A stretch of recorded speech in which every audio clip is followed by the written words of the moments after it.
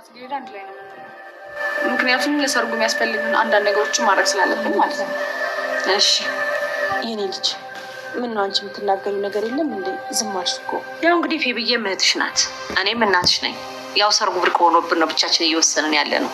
አይ ምንም የምናገረው ነገር የለም። ፌቨን ሁሉም ነገር ተናግራለች እና ደግሞ እኔና ፌቨን አንድ ላይ ሆነን እንጨርሰዋለን። በቃ እንግዲህ ካልሽ የኔ ልጅ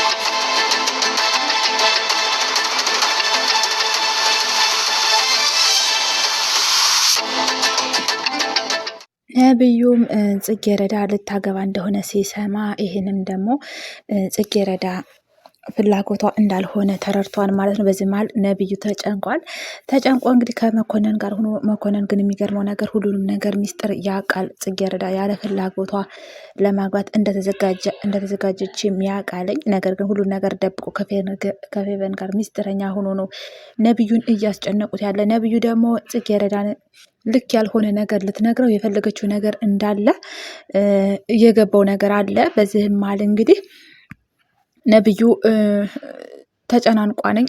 ፌቨንም ለነብዩ እየደወለችለት ነበረ። ነብዩም ደግሞ አልፈለገም ስልክ ማውራት፣ ምክንያቱም መጨቃጨቅ እኔ አልፈልግም፣ ካሁን በኋላ እኔ ስለ ጽጌረዳ ተጨንቄያለሁ እያለ ነው። እንግዲህ መኮንንም ጽጌረዳን መጠበቅ አለብን ማለት ነው። ካሁን በኋላ የእኛ ስራ ጽጌረዳን መጠበቅ ነው። እኔ ላንተ ስል እየተጎዳሁ ነው ያለ በማለት እየተጨናነቀ ነው ያለ። እዚህ ላይ ደግሞ የፌቨን እናት ድንገት ዘርፍዬ ለባብሳ እየሄደች እያለ የፌቨን እናትም ድንገት ትመጣና ታቋርጣትና የት ነው ዘርፍዬ የምትሄጂው? እንዲህ ለባብሰሽ ዘንጠሽ የት ነው የምትሄጂው? በማለት ታስደነግጣታለች። ዘርፍዬም ደግሞ በጣም ደንግጣለች። ምክንያቱም ምስጥ ብላ ነው እየሄደች የነበረ፣ በሀሳብ ተውጣለች። እንግዲህ የፌቨን እናትም አስደንግጣታለች ዘርፍዬም እኔ በጣም እያስደነገጥሽኝ ነው ትላታለች። መደንገጥ ያለባትም የዘርፍዬ እናት እንደሆነች እኔ ነኝ መደንገጥ ያለብኝ። ምክንያቱም እዚህ ምንድን ነው የምትሰሪው? ማን ጋር ነው የምትገናኘው? ስለዚህ እኔ አውቄዋለሁ ሁሉን ነገር አሁን አውቄብሻለሁኝ። ነገር ግን ይህን ያህል ድብቅ ነሽ ብዬ አስቤ አላቅም የነበረ። እንዴት ከኔ እየተደበቅሽ ሚስጥር እየደበቅሽ እየመጣሽ የምታገኙ ሰው እንዴት ሊኖር ቻለ? የት የምታውቂውን ሰው ነው? በማለት የፌቨን እናት ትነግራታለች ማለት ነው። እንግዲህ ዘርፍዬም አንቺ እየተከተልሽ ነው ወይ በማለት አሰሪዋን ትጠይቃታለች። ነገር ግን አዎ እውነት ነው እየተከተለቻት ነው እንግዲህ የት እንደምትሄድ እያየቻት ያለችው። ግን የሚገርመው ነገር አሰሪዋ እኔ የማገኘው ሰው ስላለኝ ለድንገት ነው የመጣው እንጂ አንቺን ልከተልሽ አይደለም ነው እያለቻት ያለው።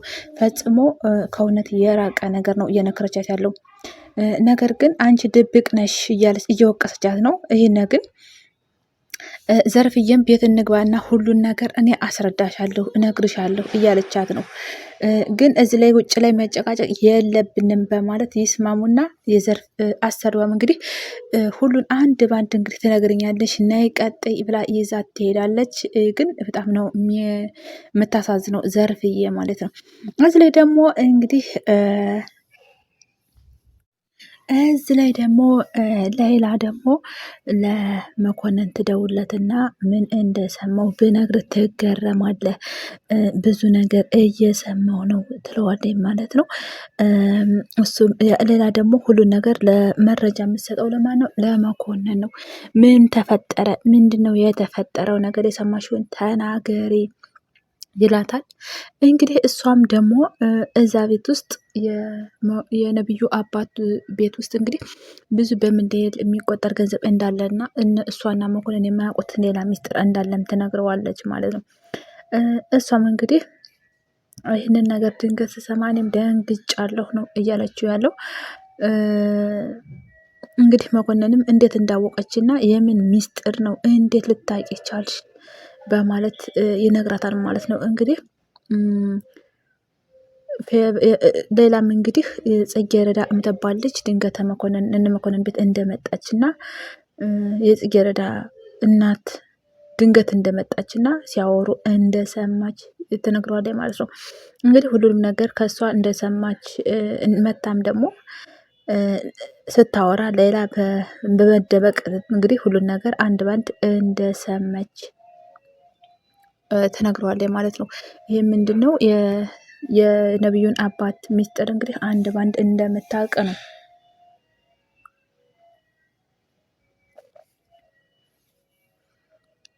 እንግዲህ ይህንን ሚስጥር ደግሞ መኮንን መደበቅ እንዳለበት ይህን ሚስጥር መደበቅ እንዳለበት እንግዲህ የዘርፍዬ የነቢዩን አባት መታ እንደምታስፈራራው ነው እንግዲህ መረጃውን እየተናገረች ያለችው። ሌላም ደግሞ አሁን ለአንድ አላማ ነው እዛ የገባችው፣ የሆነ ለማጥመር ስለሆነ የገባችው። ይህ ነገር እየተሳካልን ነው፣ ለአላማችንን እያሳካን ነው በማለት ተስፋ ትሰጠዋለች ማለት ነው። እንግዲህ መኮንንም ነብዩ ጋር ተደብቆ ነብዩን ዞር ዞር እያለ እያየ መመካከር ይጀምራል ማለት ነው። እንዲሁም ደግሞ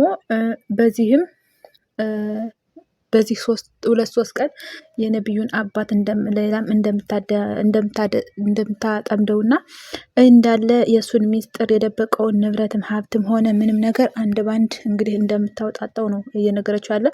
አሁን ላይ የሚገርመው ነገር ለቤት ሰራተኝነት ሳይሆን የገባቸው እሷ አንድ ባንድ የነቢዩን ሕይወት ለማመሰቃቀልና ሚስጥሩን አንድ ባንድ የሆነ የሚፈልጉት አላማ አላቸው ማለት ነው።